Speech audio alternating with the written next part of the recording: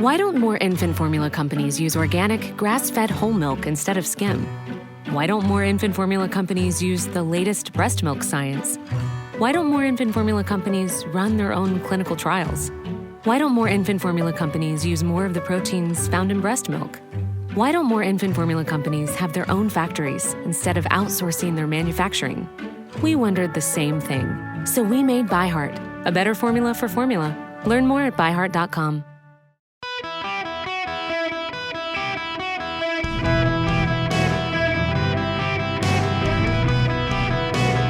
Welcome to the Eric Erickson Show podcast, Hour 1. Well, hello, America. Anything interesting happened to you last night? Welcome. It is Eric Erickson here. Across the nation, the phone number is 877-973-7425. But before you call in, just let me spend a little while walking through everything. It's one thing to get stuff remarkably wrong when you're by yourself, but yes, I got a lot wrong, and everyone did, Democrats and Republicans. Both. The Democrats really did expect doom. The Democrats really were bracing yesterday. The Republicans really did expect victory.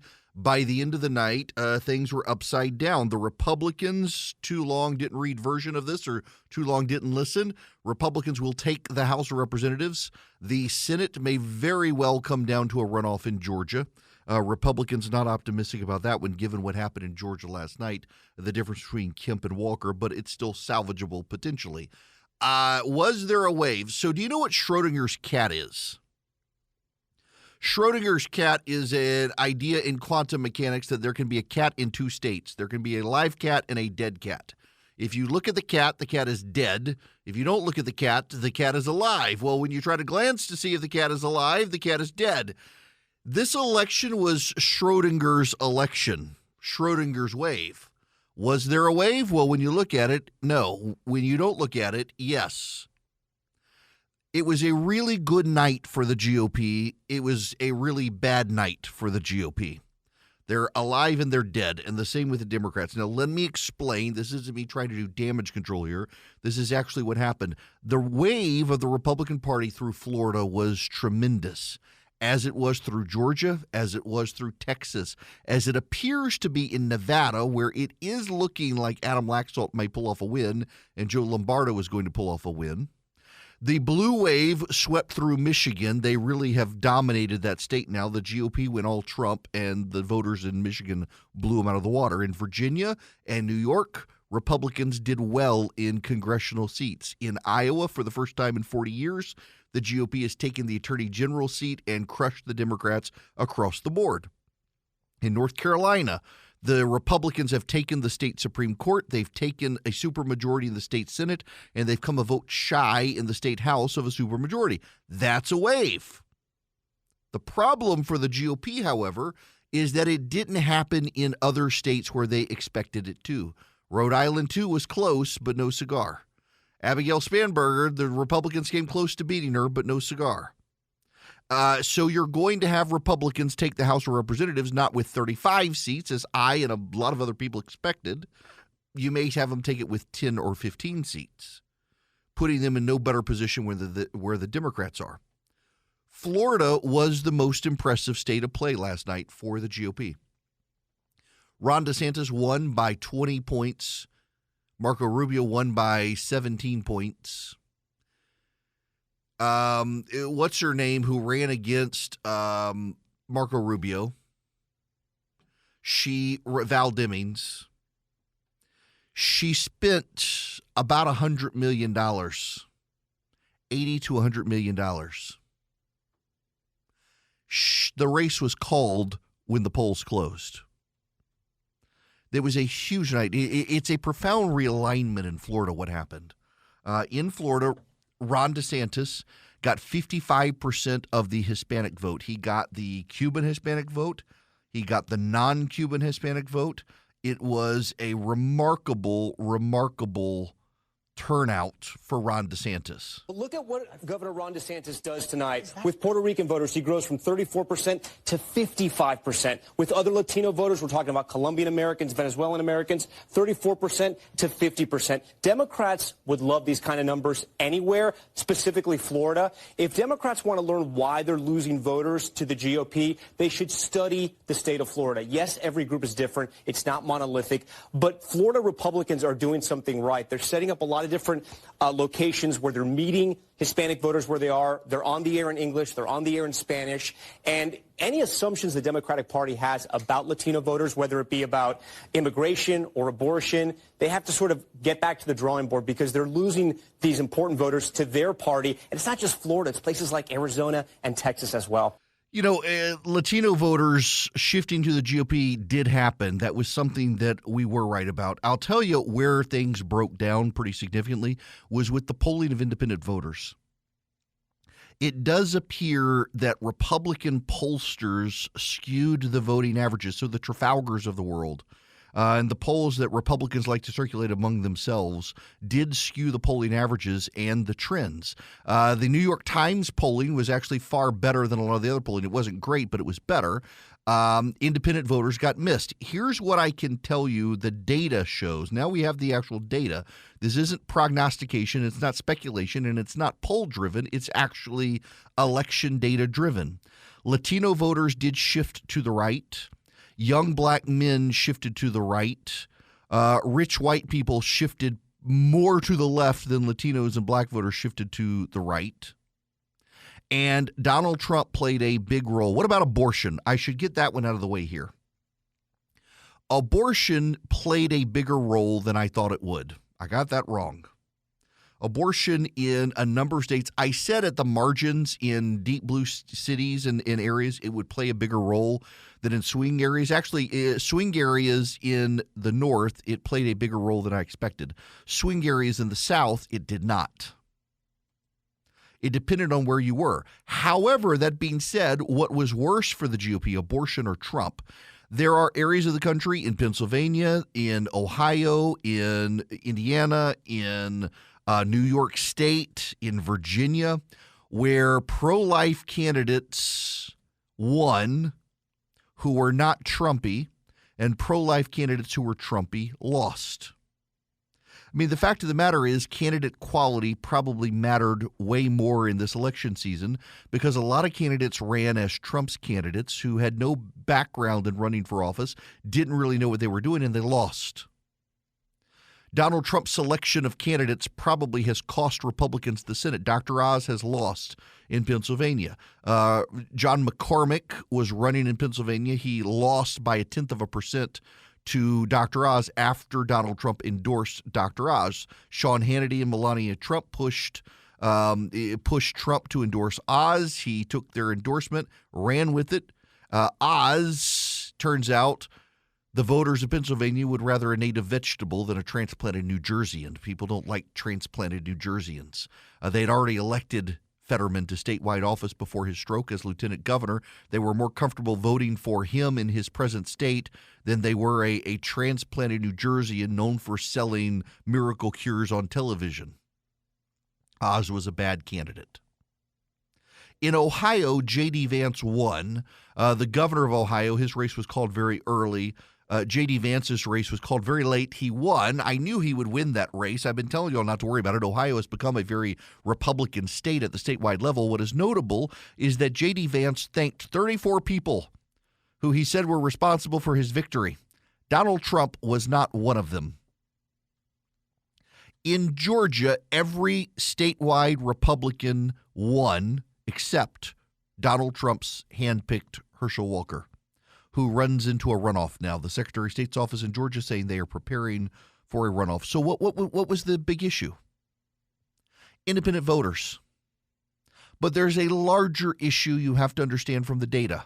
Balkanization. I'm assuming you've heard of Yugoslavia. Yugoslavia was a communist nation on the edge of the Adriatic. And it was essentially an amalgamated country forced together under the will of tyrants. When the Soviet Union fell, those countries and ethnic tribes, essentially, that had been free and independent, even under the Austro-Hungarian Empire, decided they wanted to exert their independence. Slovenia, Croatia, Bosnia-Herzegovina, Serbia, Montenegro,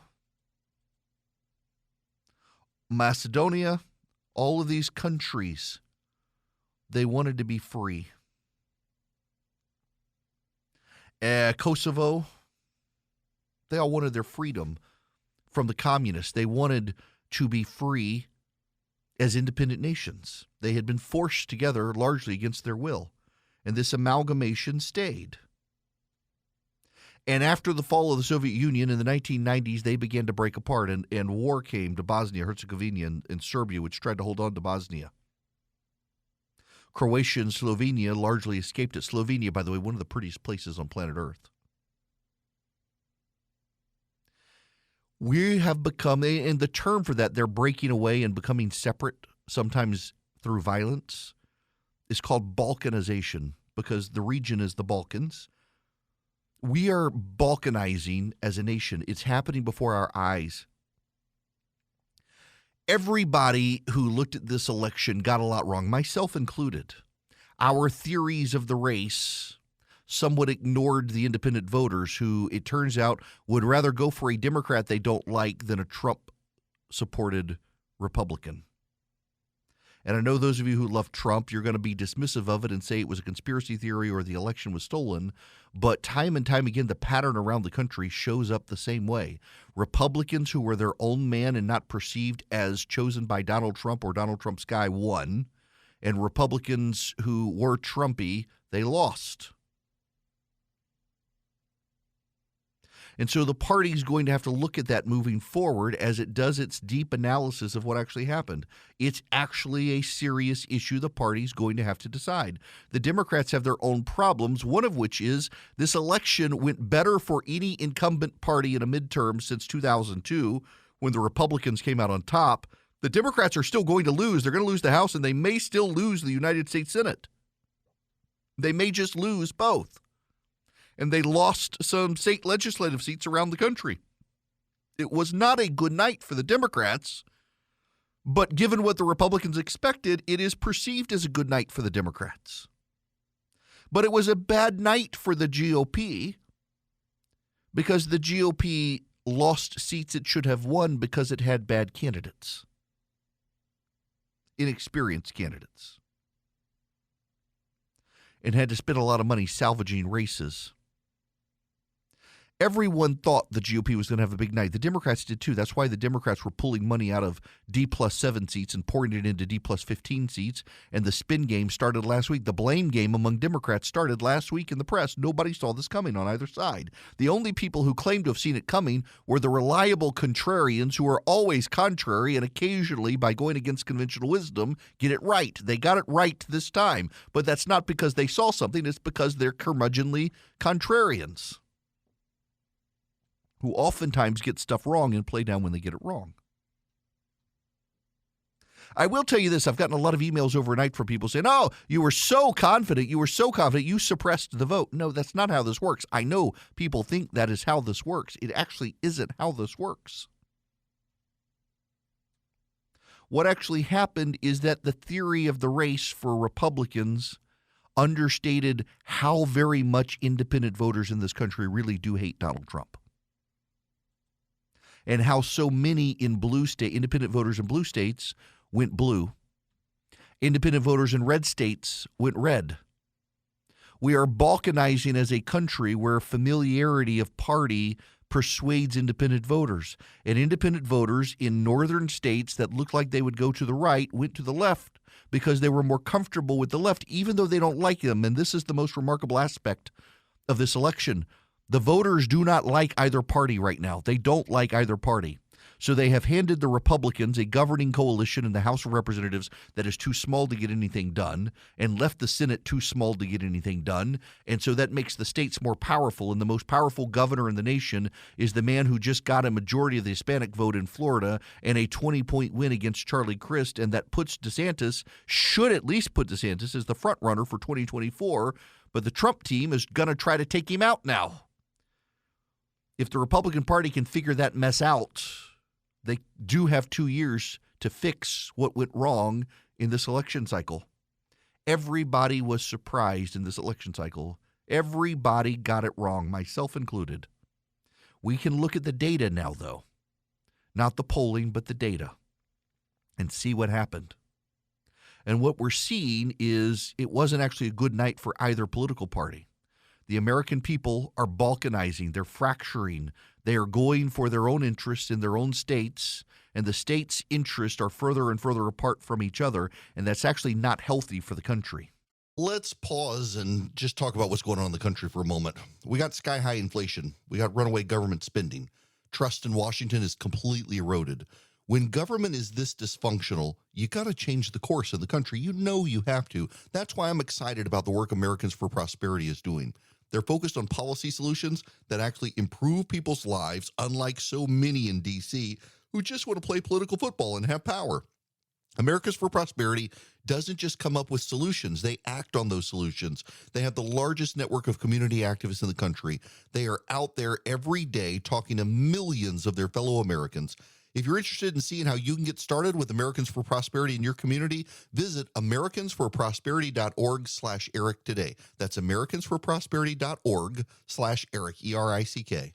Hello there. Welcome. It is Eric Erickson here. The phone number, if you got questions or comments, 877-973-7425. I'm going to nip something in the bud first. Spare me the stolen election conspiracy theories. I've already gotten emails from people blaming Dominion voting system machines. There's no evidence of that, or really any allegations of it. It's pretty dominant performance in places around the country, including Georgia, where really not a whole lot changed when it came to the voting machines. I'm not buying the stolen election stuff.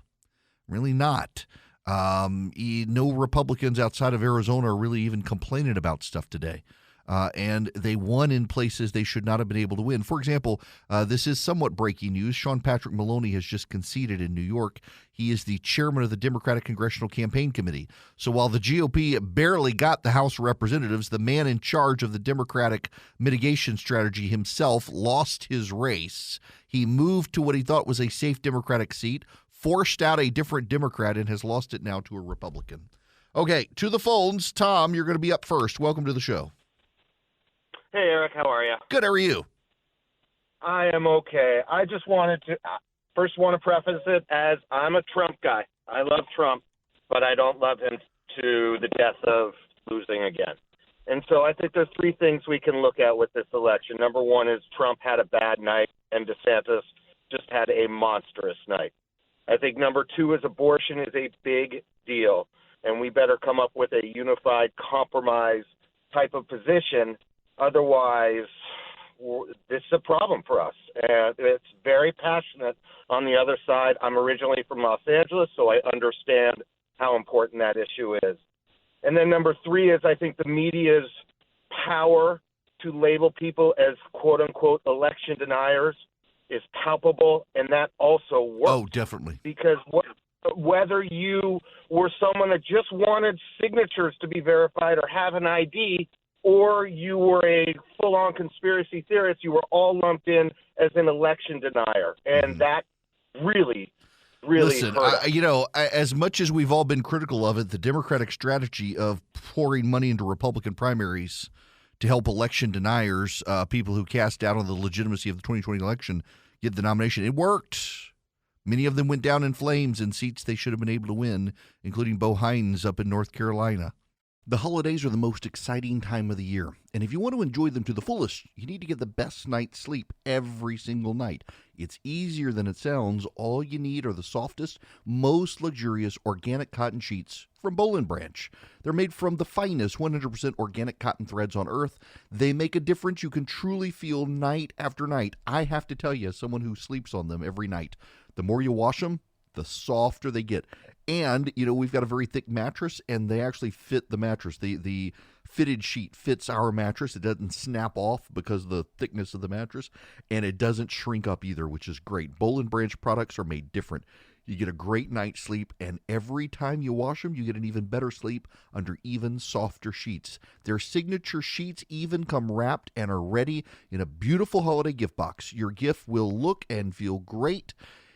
It's the unboxing experience they'll never forget. Give the gift of a better night's sleep with Boll & Branch. Right now, you get early access to their Black Friday sale with my promo code. Get 25% off your first set of sheets and free shipping when you use promo code ERICK, E-R-I-C-K, at bollandbranch.com. That's Boll & Branch, B-O-L-L-A-N-D, branch.com. The promo code is ERICK. The offer ends November 27th. Hello there, it is Eric Erickson here. The phone number is 877-973-7425. If you wish to be a part of the program, happy to take your phone calls. I want to say just a couple of brief remarks on the Trump situation before I go to phone calls. When you look around the country, it is just objectively true. He can say that, only X number of my bajillion endorsements lost. The problem is that when you're endorsing dog catcher and no one is running against the dog catcher, it doesn't really matter. When you're endorsing the United States Senator from Pennsylvania and he loses and would not have even gotten his nomination but for you, that sort of matters. And around the country, it was a very unique phenomenon. Donald Trump endorsed and pushed candidates deeply underperformed. Even J.D. Vance in Ohio, who did not thank Donald Trump last night in his victory speech, underperformed. The Ohio governor's race was called within the first hour of the polls closing. It took until after 10 p.m. last night for J.D. Vance to be locked in as the declared winner because he underperformed Republicans in the state with Trump's endorsement. Same thing happened to Brian Kemp in Georgia in 2018. He underperformed in the suburbs because of the Trump endorsement. And now that he's his own man, he crushed it. Same with Ron DeSantis down in Florida. You look at Herschel Walker in Georgia, he ran about 9 points behind Brian Kemp statewide and is hobbling into a runoff. Blake Masters and Kerry Lake are down in Arizona. Kerry Lake, I am told, is probably going to pull it out. Nobody's really sure about Blake Masters. Time and time again, Trump candidates underperformed other Republicans. In Georgia, Herschel Walker underperformed every single statewide Republican. He's in a runoff, still has the potential to win, but it's going to be very tough. It's going to be very tough for him, given all the dirt that's coming. Donald Trump harms the Republican Party. I will tell you someone who deserves a lot of thanks in somewhat of an odd way. Ken Griffin. Y'all don't know Ken Griffin. I don't know Ken Griffin.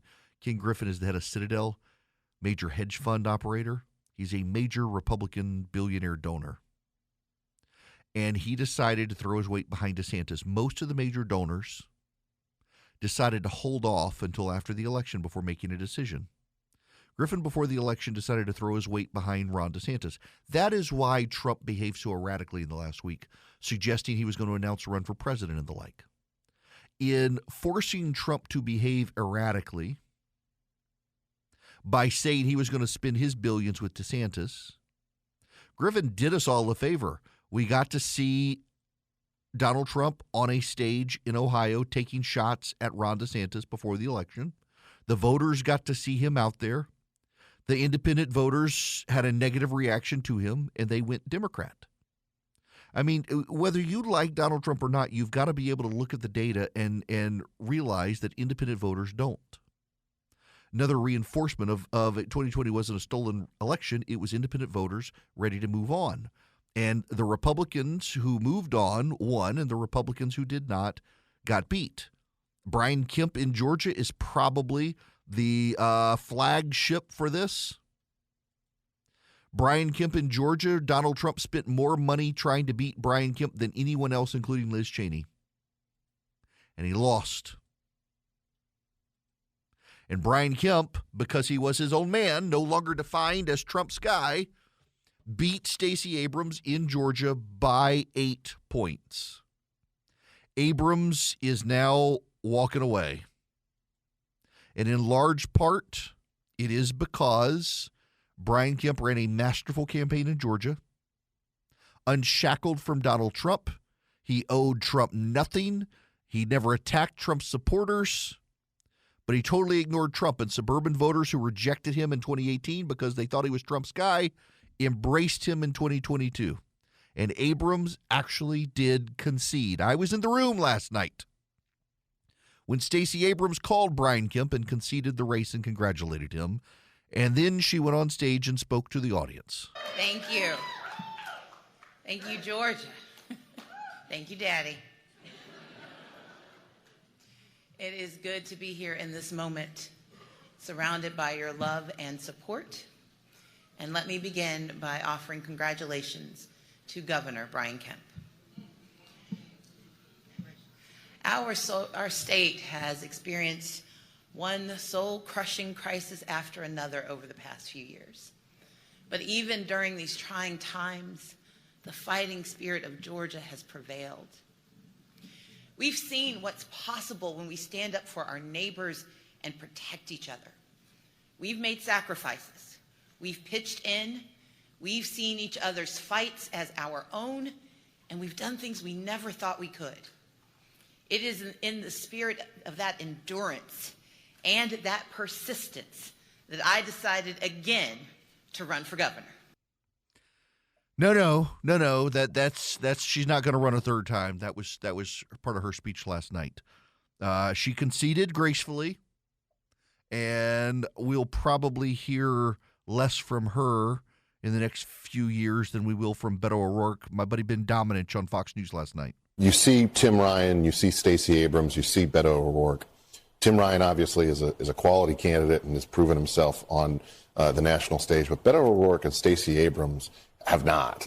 And what they have proven is that they can lose elections and that they can waste a lot of money losing elections. On a night like this, when you have what I would describe as a disappointing performance from a number of different Republican Senate candidates, you wonder how much of that money that flowed into Stacey Abrams' coffers and into Beto O'Rourke's coffers could have been better used by Democrats in other states. Yes, very much so. Okay, to the phones, 877-973-7425, going next to Brian.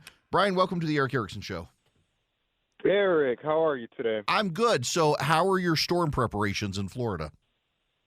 Totally good over here. I'm in the St. Cloud area, so we're getting ready. We're hunkering down, but I just want to tell you, you're one of my favorite personalities. I'm not a big fan of – I'm not a fan at all. I'm not a Trumper. I am a conservative. I'm a right-leaning independent is the way I like to call it now. I don't recognize this Republican Party the same way that Democrats don't recognize this Democratic Party. But yesterday had to happen. It is time to move forward from Donald Trump. It's okay to support his policies, but the man is a disaster. The man caused the issues that happened yesterday in this election. It should have been a red wave. This could have been a red wave if it wasn't for the endorsements of election deniers, because a lot of these endorsements, if you did not agree with that the election was stolen, Trump was not going to endorse you. He was not going to support you. Half these people know that the election wasn't stolen. They're lying out of their teeth. And now they're suffering the consequences. And now this cleared the path for the real nominee of 2024, which, in my opinion, will be Ron DeSantis. Your thoughts? Look, I'm actually going to spend a good amount of time in the second hour on what happened in Florida with DeSantis, because it is pretty significant. There are some parallels to 1998 the Republicans need to take advantage of and look at. Brian, first, thank you for the phone call. Be safe out there with the rain coming. Number two, let me just say that I tend to agree with you on the Trump phenomenon. Now, I realize that people who listen will say, well, you just hate Donald Trump. I'm already getting emails from people on that. And I realize that some of you don't, and I don't actually hate him. I just don't think he's a good candidate. We get along fine. I mean, he randomly, well, hasn't in a while, but has randomly called in the past. I just don't think he's a good candidate. He makes it about himself. And in forcing Republicans to deny the 2020 election, it rubbed independent voters the wrong way. This is not conjecture at this point. We have the election totals. We have the exit polling of the actual interviews with the actual people who voted around the country. And what we know from the actual interviews of the actual voters who actually voted is they're done with him. They're ready to move on. They don't think it's helpful to linger. They don't like the Democrats. They don't like Joe Biden, but they still don't feel like Joe Biden's going to start World War III on Twitter. That has to matter to you if you want to win. The question is, do you want Donald Trump or do you want to win? And for a long time, the Republican calculus was, well, yes, I want to win, so I must have Donald Trump. And the reality now with the data is if you want to win, you got to find someone who may share his politics but doesn't have his personality. That matters greatly. Jack, you're going to be next on the Eric Erickson Show. Welcome, Jack. Hi, thank you for having me. I love your show, by the way. I just wanted to say that off the top there. You do a great job. I really, truly believe this just proves that we need to still do more of an outreach to all our African American community. I think we're getting better with the Hispanic community, but we really need to do even more of an outreach. I think Kemp has done a great job. I think DeSantis, without a doubt, has done a great job. But I still think we need to get more involved in our talking to people and getting into those communities and talking about how the conservative values are important to all of them. I really, truly believe that. Yeah, I know you're not a big fan. I know you're not a big fan of Candace Owens. I get it. I know you think she's too much Trumpy. Get it. But I think we need to get more voices, younger voices, in there talking about our conservative values. And I completely agree with that. I do, and there are good voices out there who I think we should find and elevate, Jack. I do, and when you look at the data, we've definitely got inroads that we are making and need to sustain. Now, there's some breaking news, two bits of breaking news happening right now on the show. It is now official. Georgia will go into a U.S. Senate runoff between Raphael Warnock and Herschel Walker. That's a sticky one there for the GOP. There was a real protest vote. And, you know, one of the things I got right, and I will highlight some of the things I got right because there was so much me and everyone else got wrong. I told you guys about the 27,986 voters who refused to vote for president in 2020. They voted down ballot for all the other races. They just refused to vote for president. Same phenomenon with about the same number of people has happened in the Senate race in Georgia. About 20-some-odd thousand people refused to vote for either candidate. It is very interesting that the exit polling showed voters thought Raphael Warnock was more trusting, more responsible, but he was also more extreme. He was considered the extremist. The Republicans will line up their attacks based on the exit polling, finding Warnock to be the extremist candidate. Your phone calls, 877-973-7425. We do have to talk about DeSantis. We will at the top of the next hour. Right now, I want to talk to you about Americans for Prosperity that has been going out doing door knocking.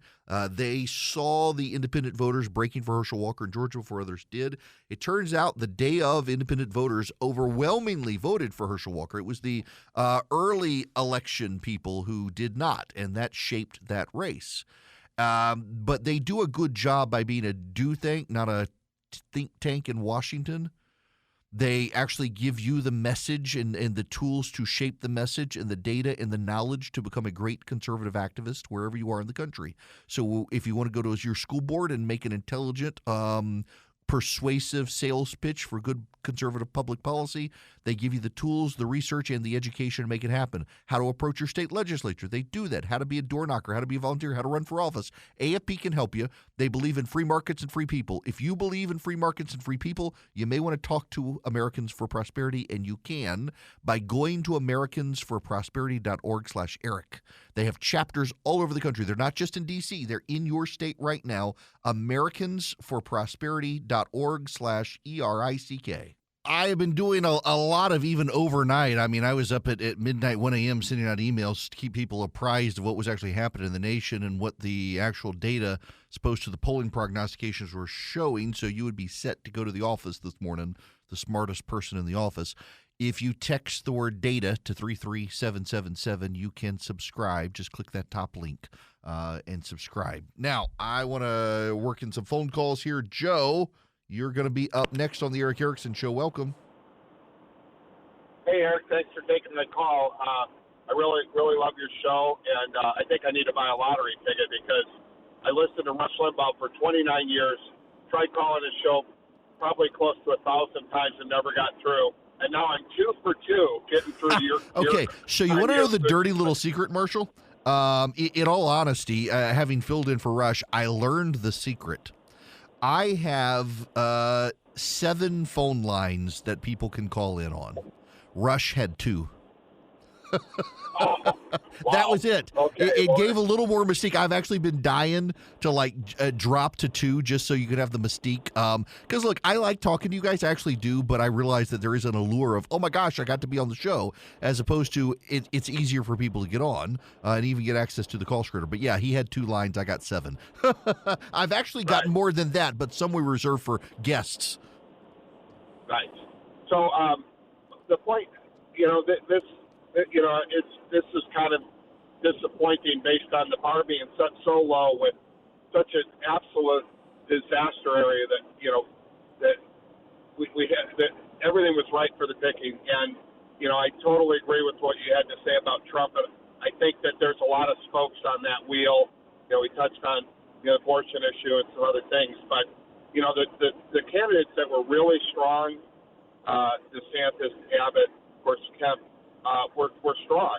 And, you touched on the candidates that were weak. But one of the things that, I know Oz wasn't a great candidate, but when you look at how unbelievably bad the gubernatorial candidate for Pennsylvania was, and I can't remember his name, but, just as Kemp almost was able to carry Herschel Walker over the line because he was so good, the exact opposite happened to Oz in Pennsylvania because he made that race somewhat close, even though the gubernatorial race was a total disaster. Oh, that is such a good point. Walker came very, very close to getting to 50.01% because of Brian Kemp, and undoubtedly Mastriano dragged down Oz, both of whom were advanced by Donald Trump, and dragged them both down. It was a very bad night, but I got to say, in Pennsylvania, the Pennsylvania Republican Party is owed a lot of blame.